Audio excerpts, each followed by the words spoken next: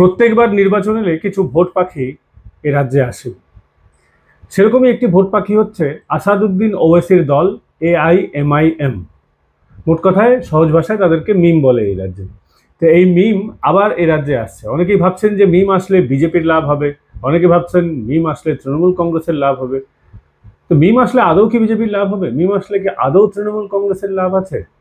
বিজেপির যারা নেতা মন্ত্রীরা রয়েছেন তারা বলছেন যে মিম আসলে ইন্ডিজোটকে সাহায্য করে, বা মমতা বন্দ্যোপাধ্যায় বা আঞ্চলিক যে সমস্ত দল আছে ইন্ডিজোটে তাদের জন্য আসছে, তাদের জন্য বিভিন্ন রাজ্যে যায়।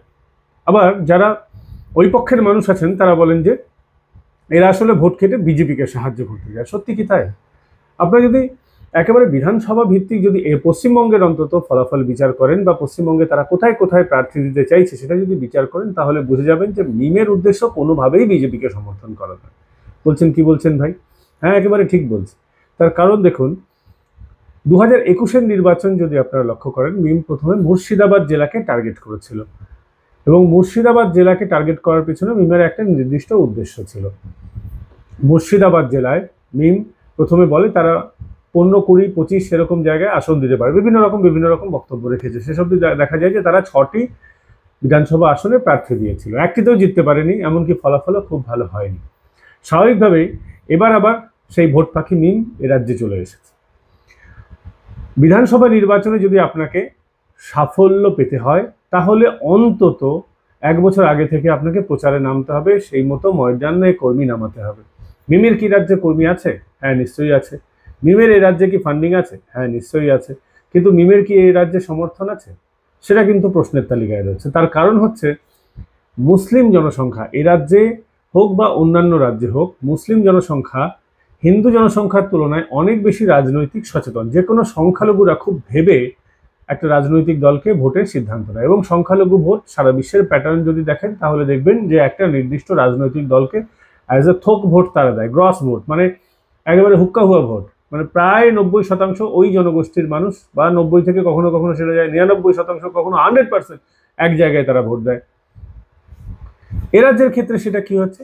এ রাজ্যের ক্ষেত্রে আমরা দেখতে পাই, এবং অন্যান্য বিভিন্ন রাজ্যের ক্ষেত্রে আমরা দেখতে পাই, প্রায় সবকটি রাজ্যে যে তারা একটি নির্দিষ্ট প্যাটার্নে ভোট করে। সেটা হচ্ছে শাসক দল, যে দল জিতবে, সংখ্যালঘুরা, বিশেষ করে মুসলিম সম্প্রদায়ের মানুষরা, অন্যান্য ধর্মীয় সংখ্যালঘুর কথা বলতে পারবো না, মুসলমানরা তাদেরকেই ভোট দেয়। এর পেছনে নির্দিষ্ট একটি কিন্তু তাদের মেন্টালিটি কাজ করে যে শাসকের সঙ্গে থাকতে হবে, তাহলে কি হবে, তারা বিভিন্ন সুযোগ সুবিধা পাবেন, তারা বিভিন্ন তাদের যে দাবি দাওয়া রয়েছে সেই দাবি দাওয়াগুলো তারা পাবেন।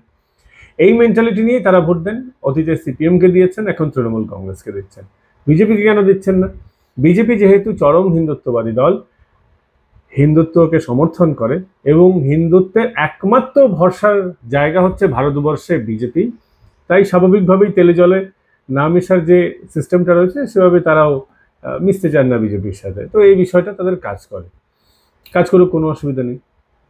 কিন্তু সেক্ষেত্রে এই রাজ্যের ভোটারদের মিমকে ভোট দিতে অসুবিধা কোথায়?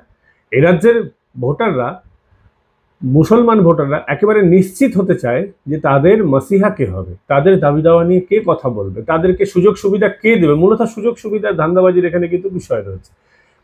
তাদের দাবি হক আদায়ের চেয়ে বেশি তাদের সুযোগ সুবিধার দিকে মন থাকে। আমরা যদি মুসলিম নেতাদের দেখি, দেখবেন অতীতে কিন্তু অনেক এ রাজ্যে বহু মুসলিম প্ল্যাটফর্ম তৈরি করার চেষ্টা হয়েছে। রাজারহাটের কৌসার বলে একজন ব্যক্তি ছিলেন, উনিও একটা মুসলিম দল করার চেষ্টা করেছেন, বিশেষ সাফল্য আসতে পারেননি, তিনি নিয়ে আসতে পারেননি। তিনি কি দেখা গেল, পরবর্তীতে তিনি তৃণমূলের মঞ্চে যোগ দিলেন। তার একটা কৃষক দল ছিল। অতীতে আমরা দেখেছি বিভিন্ন মুসলিম নেতাদের দল করতে, কিন্তু সেই দলগুলো আলটিমেটলি আমরা দেখেছি যে শাসক দলের মধ্যে তারা মিশে গেছেন, খুব একটা সুবিধা করতে পারেননি। তার একটা বড় কারণ হচ্ছে মুসলিমরা, আমরা মনে করি মুসলিম এক জায়গায় আছে বা মুসলিম ভোট এক জায়গায় কাজ করে, কিন্তু তাদের লিডারশিপের ক্ষেত্রে, তাদের নেতৃত্ব দেওয়ার ক্ষেত্রে কিন্তু প্রবল মতবিরোধ রয়েছে। অ্যাজ এ ধর্ম বা অ্যাজ এ কম তারা ইউনাইটেড, ভোটার হিসেবে তারা ইউনাইটেড, কিন্তু নেতৃত্বের জায়গায় কিন্তু তারা ইউনাইটেড নন। এটা মুসলিম সমাজের একটা বড় বাস্তব পরিস্থিতি। আপনারা যদি ফুরফুরা শরীফেই দেখেন তাহলে দেখবেন ফুরফুরা শরীফে বেশ কয়েকটা গোষ্ঠী রয়েছে। যারা বর্তমানে পীরজাদারা রয়েছেন তাদের মধ্যে একাধিক গোষ্ঠী রয়েছে, বহুত গোষ্ঠী রয়েছে, 3, 4, 5, 6 অনেকগুলো গোষ্ঠী খুঁজে পাওয়া যাবে।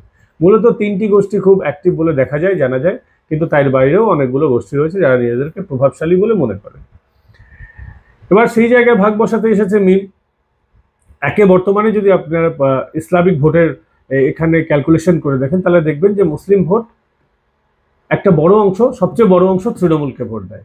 তারপরে যে বাকি অংশটা আছে তারা বর্তমানে আইএসএফ এর দিকে রয়েছে। আর আপনাদেরকে বললাম ওই শাসক দলের কাছাকাছি যাওয়ার চেষ্টা।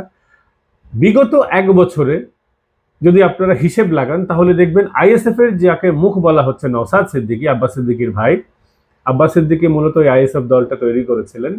তার পরবর্তীকালে নওশাদ সিদ্দিকীর চরিত্র আপনারা যদি দেখেন তাহলে দেখবেন যে নওশাদ সিদ্দিকীকে প্রথমে তৃণমূল খুব টাইট দেওয়ার চেষ্টা করলো। টাইট দেওয়ার চেষ্টা করে যখন হলো না, তখন ওই গান্ধীজির ছবিওয়ালা কাগজ, ওটা তো সকলেরই পছন্দ, সেটা দিয়ে তাকে প্রলোভন দেওয়ার চেষ্টা হচ্ছে। সাম্প্রতিক সময় আপনারা দেখবেন মুখ্যমন্ত্রীর সঙ্গে গিয়ে তিনি কথা বলে এসেছেন এবং বিষয়বস্তু, আলোচনা বিষয়বস্তু কি ছিল, তার বিধায়ক তহবিলের যে টাকা রয়েছে সেটা যেন উন্নয়নের কাজে করা হয়, তার জন্য মুখ্যমন্ত্রীর কাছে দৌড়তে হবে। এই কথাটা তিনি যতই মিডিয়াকে খাওয়ানোর চেষ্টা করেন, এটা কিন্তু হাজমোলা দিয়ে হজম করার মতন বিষয় নয়। এ কথা ফোনে হতে পারত, এ কথা অ্যাপয়েন্টমেন্ট নিয়ে আগে মিডিয়াকে জানিয়ে হতে পারত। আলোচনার যে কি বিষয়ে আলোচনা হয়েছে, কতটা মানে প্রতিশ্রুতি পাওয়া গেল, এটা কিন্তু একটা ডকুমেন্টেড আকারে প্রকাশ করার প্রয়োজন ছিল বিশ্বস্ততার জায়গা থেকে। সেগুলো করা হয়নি, যা হয়েছে সবটাই মৌখিক। আর আমরা কি দেখেছি এই রাজ্যে অতীতে? এই রাজ্যে অতীতে আমরা দেখতে পাই, বিভিন্ন রাজ্যে দেখতে পাই যে এরকম সৌজন্য বৈঠকের পরই দলবদলটা ঘটে যায়। বাইরন বিশ্বাসের ক্ষেত্রে কি দেখলেন? বাইরনকেও অনেক টাইট দেওয়ার চেষ্টা হলো। বাইরন বললেন একেবারে আমি যাব না, হলফ করে বলে দিচ্ছি আমি অমুক তমুক, অনেক কিছু বলার পর আমরা তো দেখলাম সুরসুর করে অভিষেক বন্দ্যোপাধ্যায়ের মঞ্চে বাইরন বিশ্বাসকে যেতে, তারপর বাইরনকে আর খুঁজে পাওয়া যাচ্ছে না। সবচেয়ে আলোকিত এবং আলোচিত চরিত্র ছিলেন কংগ্রেসের বাইরন বিশ্বাস। এমনকি অধীর চৌধুরীর থেকেও তার মিডিয়া বেশি তার পেছনে ঘুরঘুর করছিল বেশ কিছুদিন। সেরকম অবস্থা ছিল আমাদের নওশাদ সিদ্দিকী সাহেবের। নওশাদ সিদ্দিকী সাহেবের পিছনে মিডিয়া খুব ঘুরঘুর করছিল। আর মিডিয়া কোনো নেতার পিছনে ঘুরঘুর করবে আর সেটা এ রাজ্যের বঙ্গেশ্বরী মেনে নেবেন, এটা তো হতে পারে না। সেই জন্যই তিনি কি করলেন? সেই জন্যই ছলে বলে কৌশলে, তার রাজনৈতিক কৌশল, এটা তো রাজনীতির একটা অঙ্গ, বিরোধীদের নিয়ে এদের দিকে টেনে নেওয়া, সেটা তারা করেছেন, তারা সাকসেস হচ্ছেন বা আগামী দিনেও হবেন। এবার ফিরে আসি মিমের ক্ষেত্রে। মিম কি এখন সে রাজ্যে অতটা জায়গায় আসতে পেরেছে? মিম প্রথম কথা হচ্ছে যে সওদাবাজির জায়গাতেই নেই। এ রাজ্যে মুসলিম ভোটারের যদি প্যাটার্ন দেখেন তাহলে দেখতে পাবেন মিম সাধারণত যে সমস্ত জায়গায় অবাঙালি মুসলিমরা আছে, অবাঙালি মুসলিমদের ভোট ব্যাংক হচ্ছে মিম। আর বাঙালি মুসলমান যেখানে আছে সেটা হচ্ছে নয় তৃণমূলের দিকে, আর নয় তৃণমূলের থেকে যেখানে আবার আইএসএফ কোথায় শক্তিশালী একটু আপনাদেরকে ছোট্ট করে বলতেই হচ্ছে। তার কারণ হচ্ছে আইএসএফ সেই সমস্ত জায়গায় শক্তিশালী যেখানে হিন্দু ভোট এতটাই কম যে তারা কোনো ফ্যাক্টরের জায়গায় আসে না, মানে 30% নিচে হিন্দু ভোট বা 40% নিচে হিন্দু ভোট, সেই সমস্ত জায়গায় আইএসএফ অ্যাক্টিভ রয়েছে বেশি করে। তার কারণ হচ্ছে আইএসএফ বা তৃণমূল কংগ্রেস তারা এই জায়গাটায় মুসলমান সমাজ অন্তত নিশ্চিত করতে পারবে যে এখানে বিজেপির আসার কোনো চান্স নেই। যেখানে বিজেপির আসার কোনো বিন্দুমাত্র সুযোগ সন্ধান নেই, চান্স নেই, ঠিক সেই জায়গাতেই আইএসএফ একটু বেশি শক্তিশালী। সেখানে মুসলমান সমাজ কিন্তু নিজেদের কওমের প্রতিনিধি চাইছে, মানে কোনো ব্যানার্জি, কোনো মুখার্জি, কোনো অধিকারী, কোনো মজুমদার, এরা আমাদের প্রতিনিধি নয়। এরা আমাদের সঠিক প্রতিনিধি হতে গেলে কোনো খান, কোনো আলম, কোনো শেখকে হতে হবে। সেই জায়গাটা যেখানে নিশ্চিত করা যাবে সেখানেই দেখবেন আইএসএফ এর সঙ্গে প্রতিদ্বন্দ্বিতা হচ্ছে আমাদের তৃণমূল কংগ্রেসের। যেমন ভাঙড়, হিন্দু জনসংখ্যা এতটাই কম যে সেখানে হিন্দুদের যারা বর্তমানে জনপ্রতিনিধি বলে বা প্রতিনিধি বলে দাবি করছে অর্থাৎ বিজেপি, সেখানে আসার সম্ভাবনা একেবারেই নেই। হিন্দু ভোট এতটাই কম, সেখানে তারা মারামারি করছে নিজেদের মধ্যে। আর একটা জায়গায় আমরা দেখতে পাচ্ছি, বসিরহাটে আমরা দেখতে পেলাম, বসিরহাটে দ্বিতীয় স্থানে চলে এলো আইএসএফ, প্রথম স্থানে তৃণমূল, বিজেপি হচ্ছে তৃতীয় স্থানে। অর্থাৎ যেখানে বিজেপির আসার সম্ভাবনা নেই সেখানেই দেখবেন এদের মধ্যে কুস্তাম কুস্তি হচ্ছে। এবং হওয়ার কারণ কি না, আমাদের সঠিক কওমের প্রতিনিধি, আমাদের প্রতিনিধি চাই। আর সেই জায়গাগুলোকেও এই মিম কিন্তু টার্গেট করতে পারে। আসলে দেখুন, মিম হচ্ছে তারাই যারা মুসলিম উম্মা চায়, যারা ভারতবর্ষকে অদূর ভবিষ্যতে একটা ইসলামিক কান্ট্রি দেখতে চায়, সেরকম ভাবনা নিয়েই মিমটা চলে। যতই মুখে সেকুলারিজমের কথা বলুন, সংবিধানের কথা বলুন, আলটিমেটলি এই সেকুলার আর এই সংবিধানের পথে চলার এগুলো সব মুখোশ, আর মুখোশের আড়ালে মুখটা হচ্ছে সেই ভাবনা চিন্তা তাদের একই। এই জায়গায় দাঁড়িয়ে মিম সেই সমস্ত জায়গাকেই টার্গেট করছে যেখানে অদূর ভবিষ্যতে তারা শক্তিশালী হতে পারে। দেখুন, আজকে তারা এই রাজ্যে যদি না আসেন, হঠাৎ করে আসেন, তাহলে অদূর ভবিষ্যতে তাদের প্রশ্নের মুখে পড়তে হবে যে ভাই এতদিন তোমরা কোথায় ছিলে।